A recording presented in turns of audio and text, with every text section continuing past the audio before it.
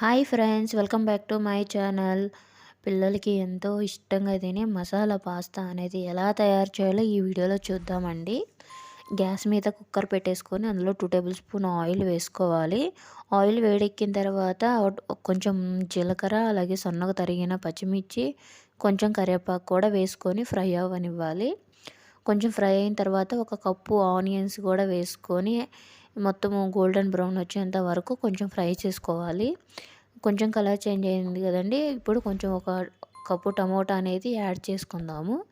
Add చేసిన తర్వాత ఒక 2-3 మినిట్స్ వరకు బాగా మెత్తగా అయ్యేలాగా మనం ఫ్రై చేసుకుందాము. ఫ్రై అవుతున్న టమోటాలలో ఒక టేబుల్ స్పూను సాల్ట్, అలాగే ఒక టేబుల్ స్పూన్ కారం కూడా వేసుకొని ఒక 2 మినిట్స్ అనేది ఫ్రై చేసుకోవాలి. కొంచెం పచ్చి వాసన పోయేంత వరకు బాగా ఫ్రై చేసుకోవాలండి. తర్వాత అందులో హాఫ్ టేబుల్ స్పూను ధనియా powder, half teaspoon garam masala powder కూడా యాడ్ చేసుకోవాలి.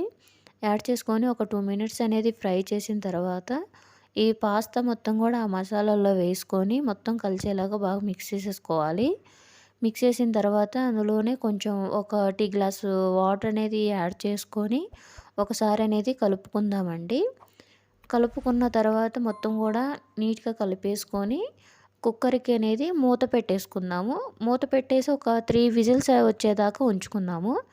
3 విజిల్స్ వచ్చి ప్రెషర్ అంతా అయిపోయిన తర్వాత మూత ఓపెన్ చేసి చూస్తే పాస్తా అనేది ఉడికిపోయింది.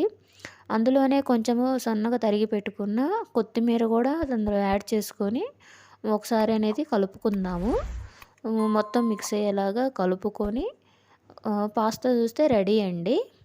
పాస్తా రెడీ అయిపోయింది కదా. ఇప్పుడు మనం ఒక బౌల్లోకి తీసుకొని సర్వ్ చేసుకుందాము. పిల్లలకి ఎంతో ఇష్టమైన మసాలా పాస్తా రెడీ అండి. ఈ వీడియో మీకు నచ్చితే లైక్ చేయండి, షేర్ చేయండి, సబ్స్క్రైబ్ చేసుకోండి. Thank you for watching.